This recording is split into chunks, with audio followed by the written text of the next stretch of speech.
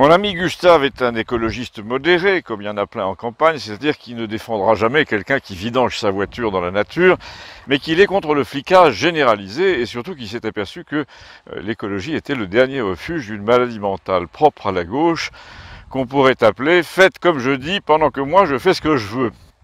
Il m'explique en bon anarchiste que les gens de droite égoïstes et jouisseurs qui aiment bien les voitures polluantes, genre Porsche par exemple, et qui ne trient pas leurs emballages, ont au moins l'avantage d'avoir le courage de leurs opinions, tandis que les gens de gauche qui trient sans arrêt leurs emballages, qui font attention à manger bio, qui sont soucieux de leur empreinte carbone et qui prétendent qu'ils font tout pour ménager autrui, sont souvent imbuvables et pour commencer, nous dit-il, ils ne disent pas bonjour.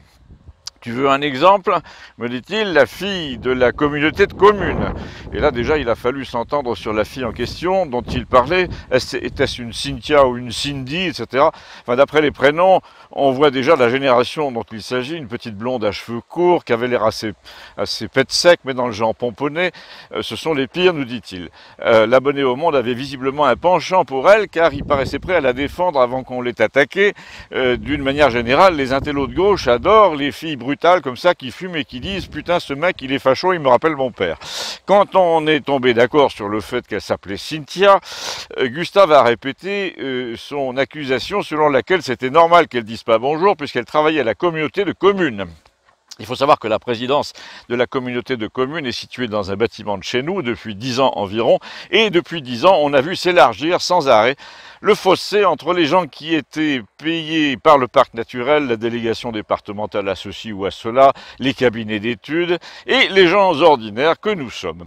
Ce fossé peut se mesurer tous les mardis après-midi, par exemple, quand il y a réunion de la Comcom, et quand les places de parking au flanc de l'église sont envahies de voitures hautes sur pattes à écran géant du genre Capture, Nissan, Touran, etc. Pendant que les villageois, eux, les villageois ordinaires, roulent, je n'invente rien, en 306, en 205, en Citroën Saxo, Clio de l'ancienne génération, Xantia, etc. Le contraste est saisissant, et si je fais ce détour par le parc automobile du village, qui distingue les agents de la puissance publique et les simples manants que nous sommes, c'est qu'il y a eu une apparition nouvelle au parking, celle d'une voiture blanche électrique, figurez-vous, une Zoé marquée au logo de la communauté de communes qui a déchaîné l'aigreur de Gustave devant nous. On te dit, nous explique-t-il, que c'est un succès commercial cette Zoé, mais les gens ne se demandent pas grâce à quelle magouille. Et comme toujours, à titre liminaire, il a changé de sujet en nous disant, déjà quand tu vois le style publicitaire de chez Renault, t'as envie d'assigner l'agence de pub en référé.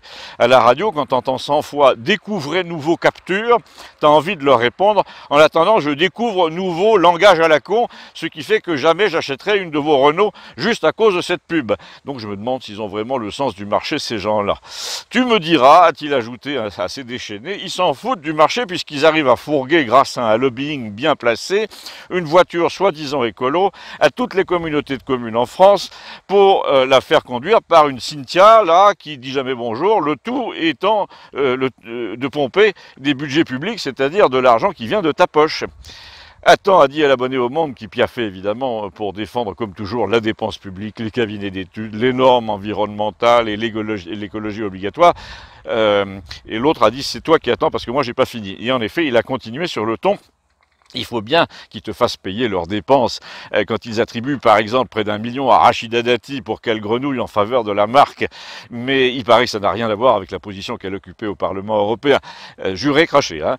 En tout cas, ça se retrouve certainement dans le prix des bagnoles à la fin. Heureusement, il y a les communautés de communes dans toute la France pour acheter ce joyau de Zoé à 24 000 euros qui parcourt poussivement ces 200 km et qui dévaste des régions d'Afrique entière à cause des matières premières nécessaires pour la construire. Et là, j'ai observé, mais dis donc, Gustave, t'as mangé une barre de protéines ce matin. Toutefois, malgré ta forme olympique, lui ai-je dit, j'observe que tu n'as pas encore prononcé le nom de Macron, c'est assez bizarre. Et là, l'abonné au Monde, qui n'a aucun humour, m'a emprunté le mien pour dire, en effet, là, tu nous déçois, etc. Tu fais bien de m'y faire penser, a dit Gustave. Je voulais souligner justement que si Rachida Dati se voit mise en cause pour un petit million, rien n'est prouvé, a dit l'abonné au Monde. Si, on sait au moins qu'elle les a tous touché. Mais de toute façon, on s'en fout complètement, a dit Gustave. J'ai dit mise en cause, et c'est pas mon sujet. Alors qu'est-ce que c'est ton sujet? Eh ben, c'est la mise en cause, justement. Je reprends.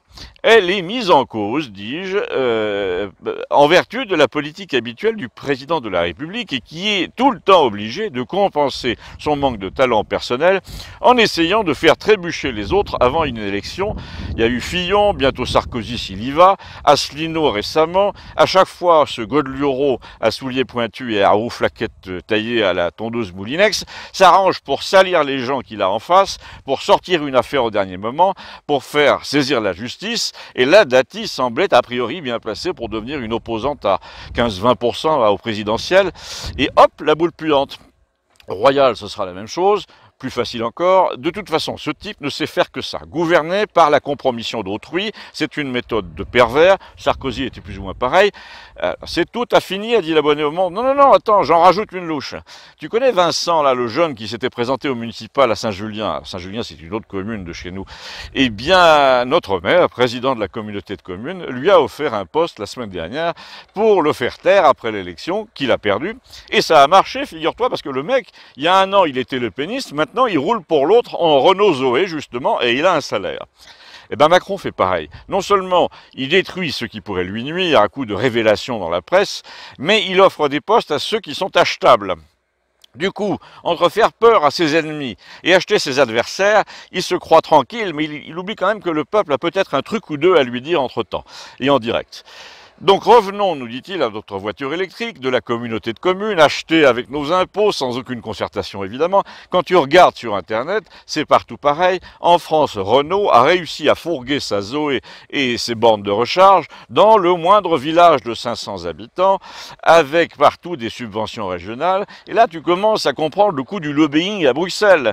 Il y a une agence des nouvelles mobilités, des sites Internet voués à l'électrique partout. Tu retrouves le logo sur les portes des Zoé. Ils appellent ça des territoires à énergie positive. De mémoire, je te cite, les territoires à énergie positive, ça invente un nouveau paysage énergétique en appliquant le principe de subsidiarité active. Mais qu'est-ce que c'est que ce charabia? On n'y comprend rien. Je me suis demandé qu'est-ce que ça pouvait dire, donc je suis allé voir ce qu'il racontait de tout ça sur Internet. C'est extrêmement flou. J'ai compris qu'il s'agissait de concilier l'unité, la diversité, le local et le national, mais ils mettent l'accent partout sur les solutions locales, les énergies locales, et c'est bizarre. Entre parenthèses, c'est exactement le vocabulaire de la Le Pen sur la localité, mais privé de tout son contenu.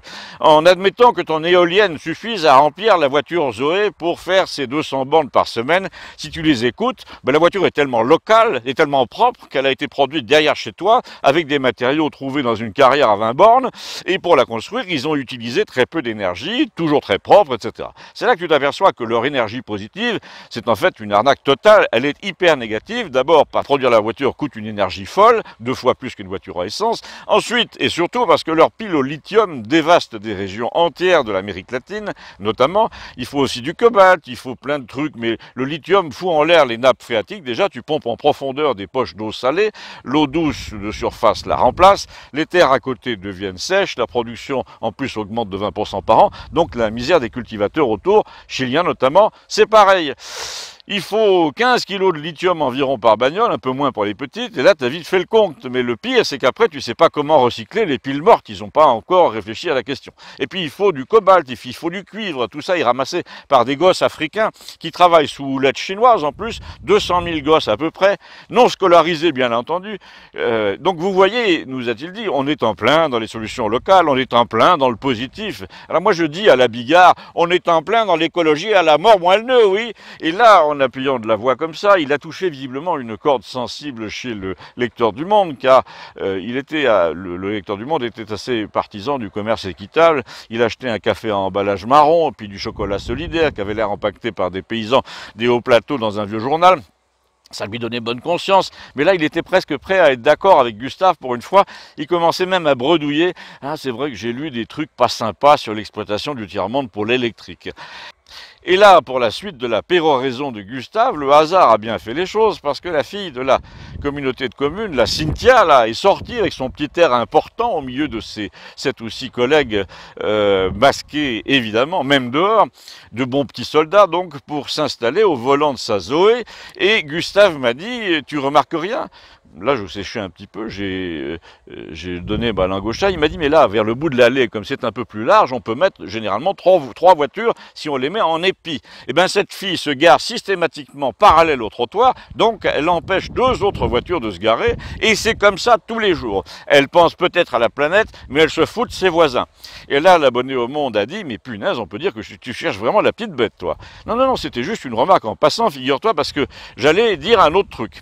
Et quoi? Eh bien, un truc qui ne va pas te plaire, évidemment, comme d'habitude, c'est qu'en fait, ces écolos sont plus ou moins des socialos complètement compromis depuis 20 ans avec les affaires de mœurs, les affaires de fric, les entrepreneurs locaux. Ils n'ont rien trouvé de mieux, là, récemment, que pour rester aux commandes, que de rouler en hybride avec le fric du département et de se coller une étiquette verte. Quand tu regardes le parcours de ces mecs-là, avant c'était tous de gros profiteurs qui prenaient 100 000 par an pour rien branler. Depuis, leur parti est devenu synonyme de corruption pour la plupart des Français. Donc il fallait se refaire une réputation. Alors ils se refont dans la solidarité, le réchauffement, la planète, les guili-guili à Greta.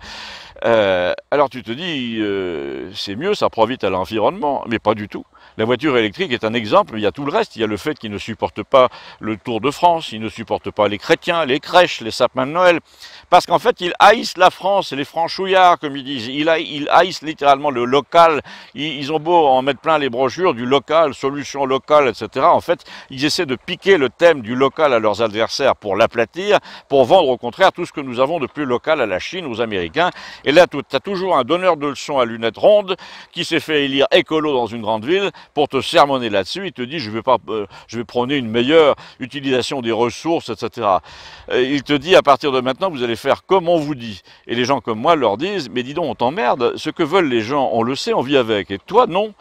On leur dit, par exemple, que quand ils s'apitoient sur le sort des sapins, qui sont des êtres vivants qu'on sacrifie pour la fête de Noël, on leur dit, dis donc, pour la fête de l'Aïd, quand on sacrifie des moutons par milliers, on t'entend pas beaucoup. Et puis tu sais pourquoi? Parce que tu es allé chercher les voix de ceux qui tiennent le couteau. Alors là, l'abonné au Monde a dit, dis donc, tu n'hésites pas à descendre bien bas dans l'argumentation. Et Gustave a répondu, je descends où se trouvent les faits. Ton écologie a des vers de loin, mais elle ne voit pas ce qui est à sa porte. Et quand elle regarde sa porte, elle ne voit pas ce qui est loin, comme je te l'ai dit, pour le lithium. Par exemple, ta Cynthia, là, en ce moment, elle est assise sur 8 kilos de lithium. Et grâce à elle, le désert avance au Chili. Mais avec sa petite gueule de Miss Sephora, là, elle s'en fout complètement. Alors j'ai dit, moi, en glissant mon grain de sel, il lui faut des lunettes à double foyer. C'est foutu, a dit Gustave. Les écolos n'ont plus besoin de lunettes, ils sont aveugles. Ils sont aveuglés par le désir du pouvoir. Le pouvoir, c'est la DMLA de l'écolo. Ils vont essayer de faire comme en Autriche. Aux élections, tu vas voir, il y aura 2 partis, grosso modo. La droite dure d'un côté, peut-être même menée par Villiers avec Le Pen comme Premier ministre. Cette droite qui dit ça suffit les conneries. Et puis elle est aussi, de l'autre côté, les écolos, féministes, non-genrés, etc., qui sont prêts à tout, même à te dire que les brebis dans les baignoires, c'est bien, que les burkinis, c'est la dignité de la femme, que de tuer un embryon de 8 mois et demi, ça dépend, faut voir si la mère le sent comme ça, c'est son droit, etc. Ils vont te dire aussi que les drapeaux étrangers, les jours de mariage, quand on bloque le périph' avec des Mercedes de location, quand c'est pas des Audi achetés avec l'argent de la drogue, eh ben c'est le top de la citoyenneté. C'est là que tu vas t'apercevoir que la haine du Tour de France, en fait, c'est la haine de la France, de l'accordéon, de la caravane cochonou. Qu'est-ce que tu veux dire, a dit l'abonné au Monde? Que les écolos cherchent à corriger nos comportements devant le tri sélectif du verre et du carton, mais pas seulement, ils cherchent aussi à trier sélectivement notre passé, nos mœurs, nos traditions, notre habillement. Ils essaient de débusquer tout ce en quoi nous nous reconnaissons comme membres d'une même famille, en nous disant que c'est une offense à l'égard de ceux qui n'en font pas partie. En gros, c'est comme si tu t'invites au repas d'anniversaire du grand-père de ton voisin, et si tu dis, si vous voulez bien, on va arrêter de chanter du Bourvil et du Patrick Sébastien, je vous ai apporté un album de jazz. Et alors, a dit l'abonné au Monde, bah alors tu vas te faire jeter, mon pote, a répondu Gustave. Bien, à la conclusion de cet entretien que Gustave a proféré quelques minutes après et qui m'a frappé, c'est que les écolos croient encore pouvoir opposer l'homme à la nature, alors que l'homme c'est la nature, même quand il fabrique des voitures électriques ou des tours de 400 mètres. Donc ça paraît légitime finalement, a dit l'abonné au Monde, de dévaster les océans, de réchauffer la planète, d'extraire du lithium. Eh bien, la véritable écologie, a répondu Gustave, c'est de penser que la Terre saura toujours se défendre quand il sera temps et qu'il vaut mieux faire ce qu'elle veut en ce moment, aujourd'hui, parce que sans ça, elle va nous le rappeler. Et puis la véritable écologie, c'est que l'homme doit se sentir à sa place, comme le hêtre ou comme le platane, là où ils sont, et que si on n'a jamais vu de baobab dans la Somme ou de peuplier au Sahel, c'est qu'il doit y avoir une raison. Sur ce, a-t-il dit, je vous aime bien, mais j'ai une course à faire, et il est parti. À bientôt, merci.